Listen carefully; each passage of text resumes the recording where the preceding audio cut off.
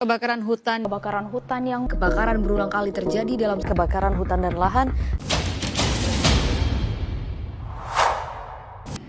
Hai semua, kami dari kelompok 3. Jadi pada video kali ini kami akan membahas terkait environmental chemistry, yaitu terkait kebakaran hutan. Namun sebelum itu, perkenalkan saya Niko Femelia dengan NIM akhir 016 dan rekan-rekan Saya Putu Mutia Puspita Dewi dengan NIM akhir 015. Saya Putu Sedestari dengan NIM akhir 011. Dan saya Madhubino Kandayani dengan NIM akhir 010.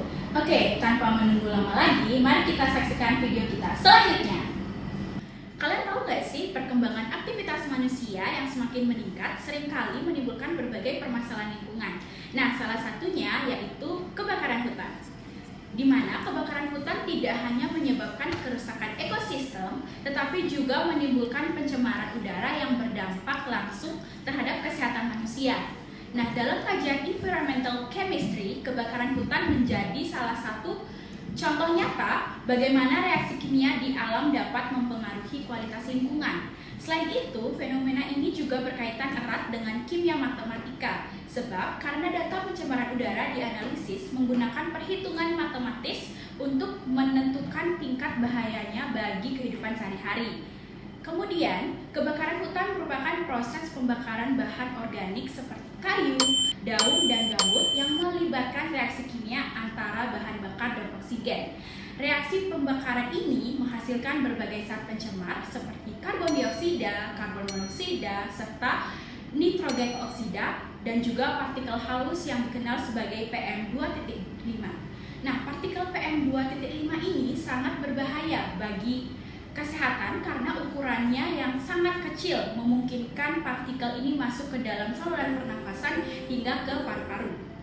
Nah, dalam kehidupan sehari-hari, keberadaan PM2.5 dapat dirasakan melalui munculnya kabut asap yang menyebabkan iritasi mata, gangguan pernapasan, serta menurunnya jarak pandang.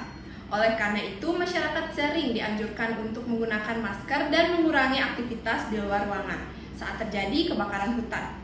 Dalam hal ini, kimia matematika berperan penting dalam menganalisis tingkat pencemaran udara akibat kebakaran hutan.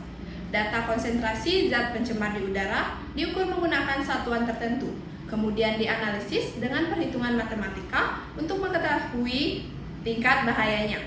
Sebagai contoh, pada kondisi udara normal, konsentrasi PM2.5 berada di sekitar 30 mikrogram per meter kubik. Namun saat terjadi kebakaran hutan, konsentrasi PM2.5 dapat meningkat hingga 180 mikrogram per meter kubik. Dengan menggunakan perhitungan perbandingan, yaitu 180 mikrogram per meter kubik per 30 mikrogram per meter kubik sama dengan 6 mikrogram per meter kubik.